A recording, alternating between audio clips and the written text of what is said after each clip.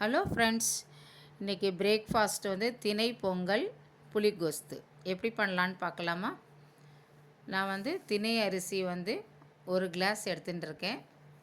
இது ஒரு 4-5 தரம் நல்லா வாஷ் பண்ணிக்கலாம்.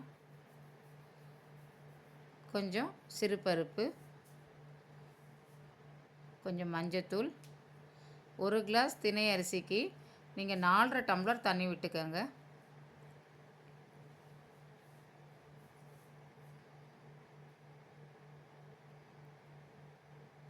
அரை கிளாஸ் பால் ஊற்றினா கூட ரொம்ப நல்லாயிருக்கும்.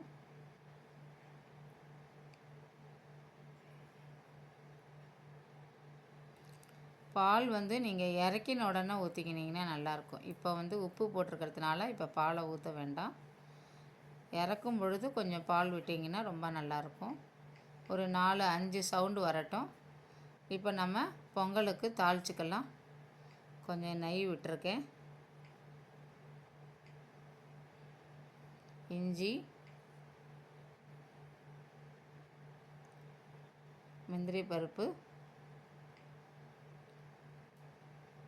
நல்லா வறுத்தட்டும்.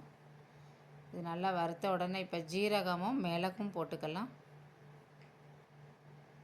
ஜீரகம் போட்டிருக்கேன். இப்போ மிளகு போட்டுக்கலாம்.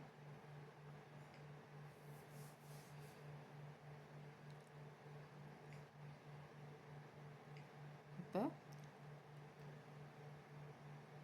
குக்கர் விசில் அடங்கினோன்னா குக்கரை திறந்துக்கலாம். பாருங்கள், நல்லா வெந்திருக்கு. சாதம் நல்லா குழைவாக இருக்குது பாருங்கள். இந்த டயத்தில் நீங்கள் வேணால் ஒரு அரை கிளாஸ் பால் விட்டுக்கலாம், நல்லாயிருக்கும். இந்த தாளிப்பு எடுத்து அதில் போட்டுக்கலாம். போட்டு நல்லா மிக்ஸ் பண்ணிடலாம். சூப்பராக இருக்கும் திணை பொங்கல். ஹெல்த்துக்கும் ரொம்ப நல்லது. நீங்களும் இது மாதிரி ட்ரை பண்ணி பாருங்கள்.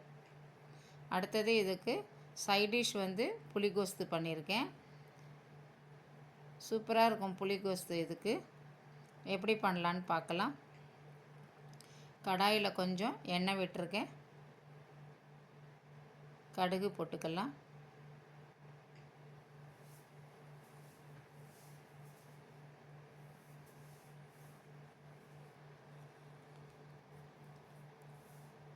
மிளகாய் ரொம்ப காரமாக இருக்கிறதுனால நான் ஒரு 3 மிளகாய் போட்டிருக்கேன் சின்னதாக. இது நல்லா வறுபடட்டும்.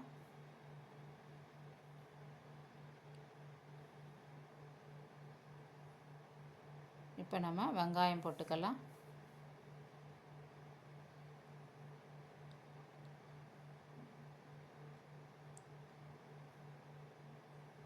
ஒரு நெல்லிக்காய் சைஸு புளியை ஊற வச்சு கரைச்சி வச்சுருக்கேன். கொஞ்சம் உப்பு போட்டுக்கலாம்.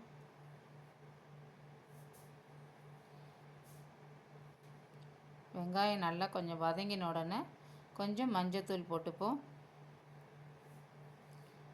தக்காளி பழத்தை எடுத்து போட்டுக்கலாம். கொஞ்சம் பெருங்காயத்தூள் போட்டிருக்கேன். தக்காளி பழத்தை போட்டு நல்லா கலந்து விட்டுப்போம்.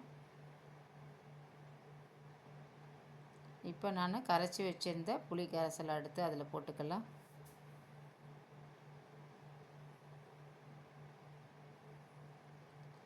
சூப்பராக இருக்கும் இந்த புளிகோஸ்து.